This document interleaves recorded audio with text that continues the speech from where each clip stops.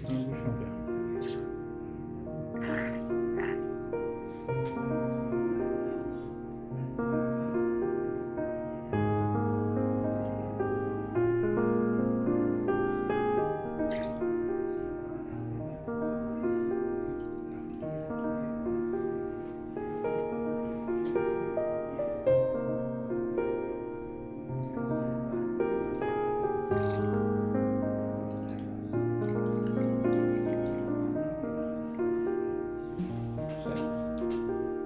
یکم کانال گوشش هم چی؟ نه خیلی یکم کانال گوششون هم از اونایی که انحراف داره. آره.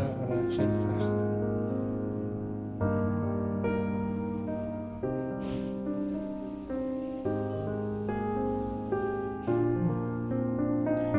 اینجاست.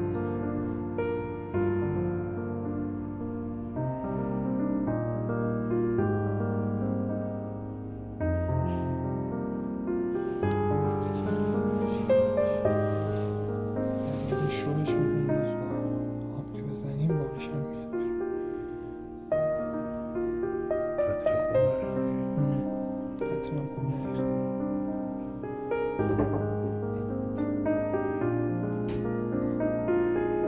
بله چیه؟ برای شیفت بعدی میدم.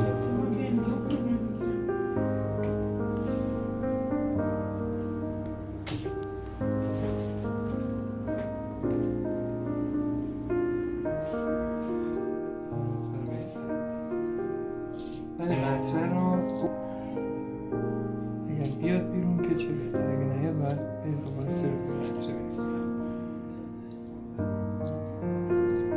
خب بریم.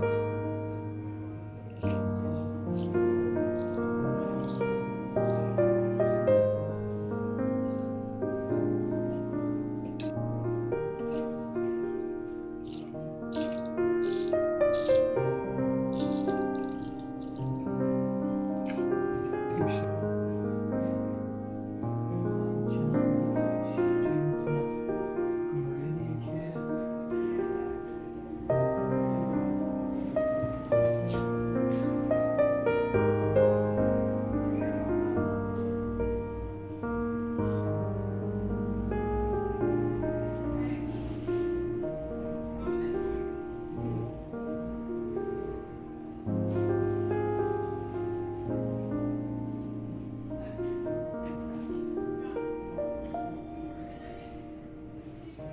داریم.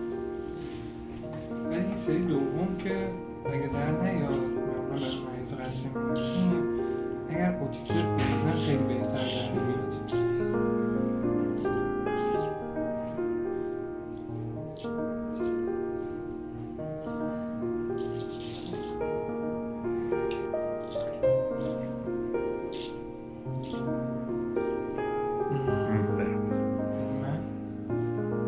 بدی من یه درمون از گوش شما سونش بشه. دیگه داره میاد.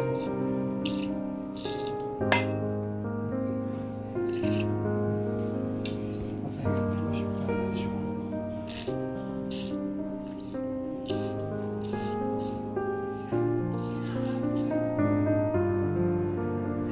آها اینجا رو ببینیم.